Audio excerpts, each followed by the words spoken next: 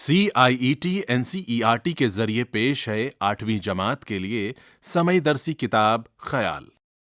सफ़हा number 71। सबक 8। नामदेव माली। इस सफ़े के बाईं जानिब एक QR कोड दिया गया है। इस QR कोड को स्कैन करके सबक से मुतालिक मज़ीद मालूमात हासिल की जा सकती है। नामदेव मकबरा राबिया दुर्रानी, औरंगाबाद, दक्कन के बाग में माली था। मकबरे का बाग मेरी निगरानी में था। मेरे रहने का मकान भी बाग के अहाते ही में था। मैंने अपने बंगले के सामने चमन बनाने का काम नामदेव के सुपुर्द किया। मैं अंदर कमरे में काम करता रहता था। मेरी मेज के सामने बड़ी सी खिड़की थी। इसमें से चमन साफ नजर आता था। लिखते लिखते कभी नजर उठाकर देखता तो नामदेव को हमातन अपने काम में मसरूफ पाता। बाज दफा उसकी हरकतें देखकर बहुत ताज्जुब होता। मसलन क्या देखता हूं कि नामदेव एक पौधे के सामने बैठा उसका थानौला साफ कर रहा है। थानौला साफ करके हौज से पानी लिया और आहिस्ता आहिस्ता डालना शुरू किया। पानी डालकर डोल दुरुस्त किया और हर रुख से पौधे को मुड़ मुड़ कर देखा। फिर उल्टे पांव पीछे हटकर उसे देखने लगा। देखता जाता था और मुस्कुराता और खुश होता था। ये देखकर मुझे हैरत भी हुई और खुशी भी। काम उसी वक्त होता है जब उसमें लज्जत आने लगे। बेमज़ा काम काम नहीं, बेगार है। यहाँ सफ़े के नीचे एक खिड़की की तस्वीर है। खिड़की में एक आदमी अपनी खिड़की से बाहर देख रहा है। बगीचे में सामने नामदेव माली एक पौधे को लगा रहा है। सफ़ा नंबर 72। सफ़े के बाएं जानिब शुरू में नामदेव माली की तस्वीर है। नामदेव माली एक पौधे को पानी डाल रहा है।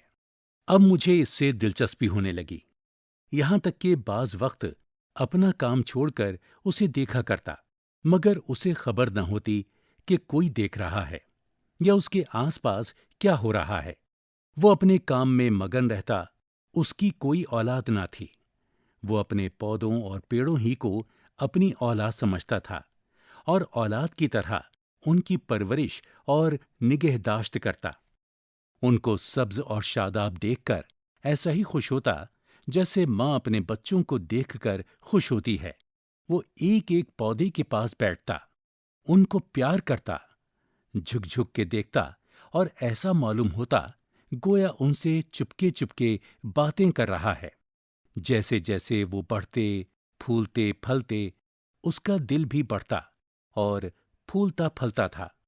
उनको तवाना देखकर उसके चेहरे पर खुशी की लहर दौड़ जाती। कभी किसी पौधे को इत्तेफाक से कीड़ा लग जाता या कोई और रोग पैदा हो जाता तो उसे बड़ी फिक्र होती। बाजार से दवाएं लाता, बाग के दारोगा या मुझसे कहकर मंगवाता। दिन भर इसी में लगा रहता और उस पौधे की ऐसी सेवा करता जैसे कोई हमदर्द और नेक दिल डॉक्टर अपने अजीज बीमार की करता है। हजार जतन करता और उसे बचा लेता, और जब तक वो तंदुरुस्त ना हो जाता उसे चैन ना आता। उसके लगाए हुए पौधे हमेशा परवान चढ़े और कभी कोई पेड़ जाया ना हुआ। बागों में रहते रहते उसे जड़ी बूटियों की भी शिनाख्त हो गई थी। खासकर बच्चों के इलाज में उसे बड़ी महारत थी। दूर दूर से लोग उसके पास बच्चों के इलाज के लिए आते थे। वो अपने बाग ही में से जड़ी बूटियां लाकर बड़ी शफकत और गौर से उनका इलाज करता। कभी कभी दूसरे गांव वाले भी उसे इलाज के लिए बुला ले जाते। बिला तामुल चला जाता, मुफ्त इलाज करता और कभी किसी से कुछ नहीं लेता। वो खुद भी बहुत साफ सुथरा रहता था और ऐसा ही चमन को भी रखता, इस कद्र पाक साफ जैसे रसोई का चौका। यहाँ सफ़े में नीचे बाईं जानिब एक तस्वीर दी गई है जिसमें नामदेव माली कुछ लोगों को अपने हाथों से जड़ी बूटियां दे रहा है। सफ़हा नंबर 73। क्या मजाल जो कहीं घास फूस या कंकर पत्थर पड़ा रहे। रविशें बाकायदा, थानौले दुरुस्त, सिंचाई और शाखों की काट छांट वक्त पर, झाड़ना बहारना सुबह शाम रोजाना। गरज सारे चमन को आईना बना रखा था। एक साल बारिश बहुत कम हुई। कुओं और बावलियों में पानी बराए नाम रह गया। बाग पर आफत टूट पड़ी। बहुत से पौधे और पेड़ तल्फ हो गए। जो बच रहे वो ऐसे निढाल और मुरझाए हुए थे जैसे दिक के बीमार, लेकिन नामदेव का चमन हरा भरा था। वो दूर दूर से एक एक घड़ा पानी का सर पर उठा के लाता और पौधों को सींचता। ये वो वक्त था कि कहत ने लोगों के अवसान खता कर रखे थे और उन्हें पीने को पानी मुश्किल से मैसर आता था। मगर ये खुदा का बंदा कहीं न कहीं से ले ही आता और अपने पौधों की प्यास बुझाता। जब पानी की किल्लत और बढ़ी तो उसने रातों को भी पानी ढो ढो के लाना शुरू किया। पानी क्या था, यूं समझिए कि आधा पानी और आधी कीचड़ होती थी, लेकिन यही गदला पानी पौधों के हक में आबे हयात था। मैंने इस बेमिसल कारगुजारी पर उसे इनाम देना चाहा तो उसने लेने से इनकार कर दिया। शायद उसका कहना ठीक था कि अपने बच्चों को पालने पोसने में कोई इनाम का मुस्तहक नहीं होता। जब आला हजरत हुजूर निजाम को औरंगाबाद की खुश आबो हवा में बाग लगाने का ख्याल हुआ तो ये काम डॉक्टर सैयद सिराजुल हसन, नवाब सिराज यार जंग बहादुर, नाजिम तालीमात के सुपुर्द हुआ। सफ़हा नंबर 74। डॉक्टर साहब का ज़ौक़े बागबानी मशहूर था। मकबरा राबिया दुर्रानी और उसका बाग, जो अपनी तरतीब व तामीर के एतबार से मुगलिया बाग का बेहतरीन नमूना है, मुद्दत से वीरान और सुनसान पड़ा था। वहशी जानवरों का मस्कन था और झाड़ झंकार से पटा पड़ा था। आज डॉक्टर साहब की बदौलत सरसब्ज, शादाब और आबाद नजर आता है। अब दूर दूर से लोग उसे देखने आते और सैरो तफरी से महजूज होते हैं। डॉक्टर साहब को आदमी परखने में भी कमाल था। वो नामदेव के बड़े कद्रदान थे। उसे मकबरे से शाही बाग में ले गए। शाही बाग आखिर शाही बाग था।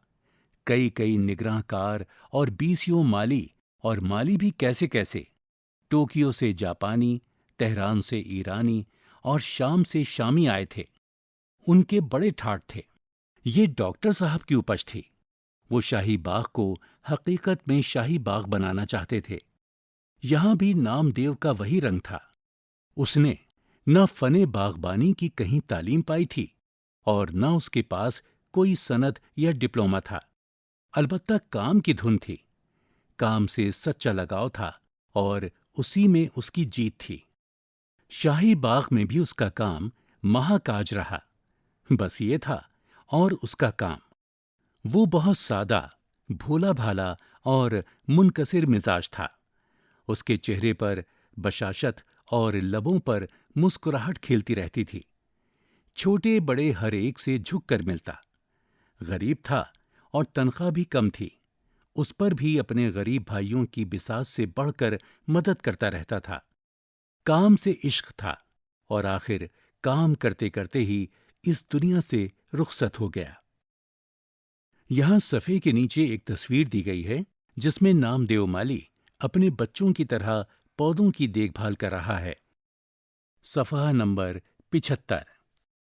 गर्मी हो या जाड़ा, धूप हो या साया, वो दिन रात बराबर काम करता रहा।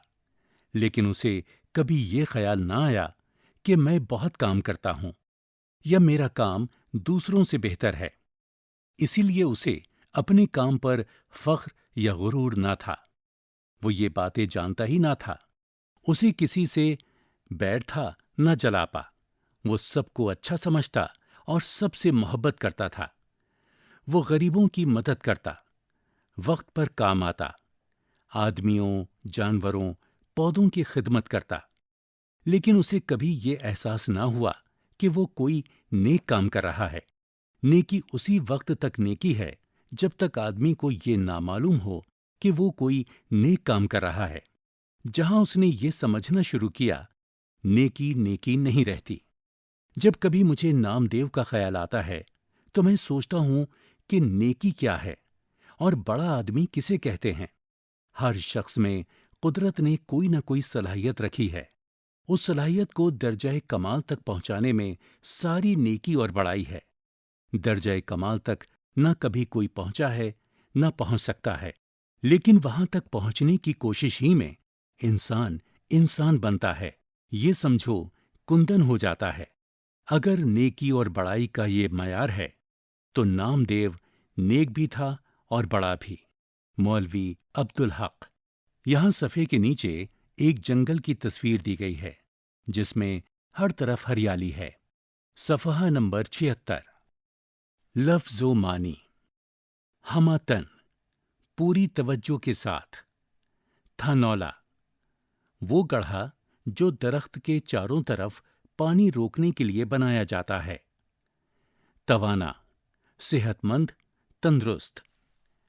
निगहदाश्त, देखभाल, निगरानी। जतन, कोशिश। तामुल, हिचकिचाहट। आईना बना देना, साफ शफाफ बना देना, चमका देना। बावली, पक्का कुआं जिसके अंदर सीढ़ियां होती हैं। सताइश, तारीफ। औसान खता होना, बदहवास, परेशान हो जाना। कहत, खुश्कसाली, कारगुजारी, कारकर्दगी, अच्छा काम करना। मुस्तहक, हकदार। महफूज, लुत्फानंदोज होना। जलापा, जलना, हसद। तल्फ, जाया, रायगां। बशाशत, खुशी, ताजगी। सफ़हा नंबर 77। गौर कीजिए, नामदेव माली मौलवी अब्दुल हक का लिखा हुआ खाका है, जो उनके खाकों का मजमुआ चंद हम असर में शामिल है। खाका एक ऐसी नसरी सिन्फ है जिसमें किसी शख्सियत की कलमी तस्वीर पेश की जाती है। कहानी का इख्तिताम नेकी और इंसानी अजमत के हकीकी मफहूम को वाज़े करता है। यहाँ इस बात पर जोर दिया गया है कि नेकी की असल रूह अखलास है। जब तक इंसान बगैर किसी ज़ाती मफाद, फ़ख्र या सताइश की तमन्ना के नेक अमल करता है, तभी तक वो नेकी रहती है। नामदेव माली की सादा जिंदगी और मुसलसल मेहनत और पौधों से उसकी मोहब्बत हमें कुदरती माहौल के साथ हम आहंग होकर जीने का सलीका सिखाती है। नामदेव माली का किरदार माहौलियाती मसाइल जैसे ग्लोबल वार्मिंग और आलूदगी के खिलाफ शऊर पैदा करता है। नामदेव माली का मस्कन औरंगाबाद बताया गया है। औरंगाबाद का मौजूदा नाम संभाजी नगर है। सोचिए और बताइए। 1. नामदेव अपने पौधों की देखभाल में क्या क्या जतन करता था। 2. नामदेव अपनी खिदमात के बदले कोई भी इनाम लेना क्यों पसंद नहीं करता था। 3. नामदेव की जिंदगी के किस पहलू ने आपको मुतासिर किया है और क्यों। 4. माँ और माली में क्या मुमासलत है, सबक की रोशनी में इजहार ख्याल कीजिए। 5. इस खाके में मेहनत की अहमियत को किस तरह उजागर किया गया है। 6. नामदेव माली की 5 खुसूसियात लिखिए। यहाँ बाईं जानिब नामदेव माली की तस्वीर दी गई है। तस्वीर में माली अपने पौधों को पानी दे रहा है। सफ़हा नंबर 78। मतन पर गुफ्तगू। यहाँ दिए गए जुमलों से आप क्या समझते हैं? अपने साथियों से गुफ्तगू कीजिए। 1. बेमज़ा काम, काम नहीं बेकार है। 2. दर्जाए कमाल तक पहुंचने की कोशिश ही में इंसान इंसान बना रहता है। 3. सारे चमन को आईना बना रखा था। यहाँ बाईं जानिब एक तस्वीर दी गई है, जिसमें दरख्त के नीचे नामदेव माली बैठा हुआ है। सही जोड़े मिलाइए। कॉलम अल्फ, कॉलम बे। कॉलम अल्फ, औरंगाबाद, शाही, नामदेव माली, इलाज। कॉलम बे, जड़ी बूटी, हुजूर निज़ाम, पौधों से मोहब्बत, बाग। पढ़िए, समझिए और लिखिए। साइमा ने मुश्किल हालात में सब्र किया। इस जुमले में मैं, साइमा फाल है। सब्र क्या फाल माजी है? सबक से 5 जुमले तलाश करके लिखिए और उन जुमलों में फाल और फेल की निशानदेही कीजिए। यहाँ जुमला फाल माजी के लिए 5 खाली जगह दी गई हैं। सफ़ा नंबर 79। बाग में फूल खिल रहे हैं। यहाँ बाग इसमें ज़रफ़ है, जो उस जगह की वजाहत कर रहा है जहाँ फूल मौजूद हैं। वो अल्फाज जो किसी जगह, मकाम या इलाके की निशानदेही करते हैं, उन्हें ज़र्फ़ मकान कहते हैं। ज़र्फ़ मकान वाले 5 इसम लिखिए और उन्हें जुमलों में इस्तेमाल कीजिए। यहाँ नीचे 5 खाली जगह दी गई हैं। तलाश कीजिए। हमारे मुल्क के कई हिस्सों में अक्सर बारिश बहुत कम होती है और सूखा पड़ जाता है। अपने बड़ों से मालूम कीजिए कि इस मसले से निमटने का मुमकिन हल क्या हो सकता है। लोगों की मदद के लिए आप कौन कौन से काम कर सकते हैं? हम जमात साथियों की मदद से ऐसे कामों की फहरिस्त तैयार कीजिए। लाइब्रेरी से मौलवी अब्दुल हक की किताब चंद हम असर हासिल कीजिए और उसमें शामिल खाके पढ़िए और अपने हम जमात साथियों के साथ गुफ्तगू कीजिए। तख्लीकी इजहार। अगर मैं नामदेव माली होता, इस उन्वान को जहन में रखकर बागवानी के मौजू पर एक मज़मून लिखिए। अपने घर या आसपास काम करने वाले माली से मुलाकात कीजिए। उन 5 निकात को देखिए जो गुफ्तगू का मौजू हो सकते हैं। सफ़हा नंबर 80। अपनी पसंदीदा शख्सियत का खाका लिखिए। इशारा, जिस आदमी का आप खाका लिख रहे हैं उसका हुलिया बयान कीजिए। फिर उसकी बातचीत का अंदाज, उसकी कोई मखसूस या दिलचस्प आदत हो तो उसका जिक्र कीजिए और उसके बाद उसकी सीरत या शख्सियत बयान कीजिए। अमली काम। अपने घर में अपनी पसंद के पौधे लगाइए और उनकी देखभाल खुद कीजिए। यहाँ दिए गए वेब लिंक की मदद से मुल्क के एक मशहूर बॉटनिकल गार्डन के बारे में मालूमात हासिल कीजिए और लिखिए। https://karnataka-tourism.org/tour-highlighten/lalbagh-botanical-garden/। अगर आपके बगीचे में अचानक किसी बीमारी के सबब पौधे मुरझाने लगते हैं, तो आप इस मसले को किस तरह हल करेंगे? अपने हम जमात साथियों के साथ इस पर गुफ्तगू कीजिए। पहेलियों के हल मालूम कीजिए। 1. हर महफिल की जान बने ये, सेहरे की भी शान बने ये, रंगत हर एक दिल को भाए, दुख सुख की पहचान बने ये। 2. पड़े सांस लेने में इनकी जरूरत, कड़ी धूप में दें मुसाफिर को राहत। 3. मखमल पर्दे खुशबू का घर, सुबह सवेरे खुलता है दर। यहाँ सफ़े के बाएं जानिब एक सूरजमुखी, एक दरख्त और एक गुलाब के फूल की तस्वीर दी गई है। इसी के साथ यहाँ ये सबक मुकम्मल होता है। अभी आप सुन रहे थे 8वीं जमात के लिए समयदर्शी किताब ख्याल। साउंड रिकॉर्डिस्ट वीरेंद्र रावत, समई फनकार परवेज गौहर, संपादन डॉक्टर मोहम्मद शमीम खान, हिदायत और तख्लीककार विमलेश चौधरी। ये किताब CIET NCERT नई दिल्ली, भारत के जरिए पेश की गई।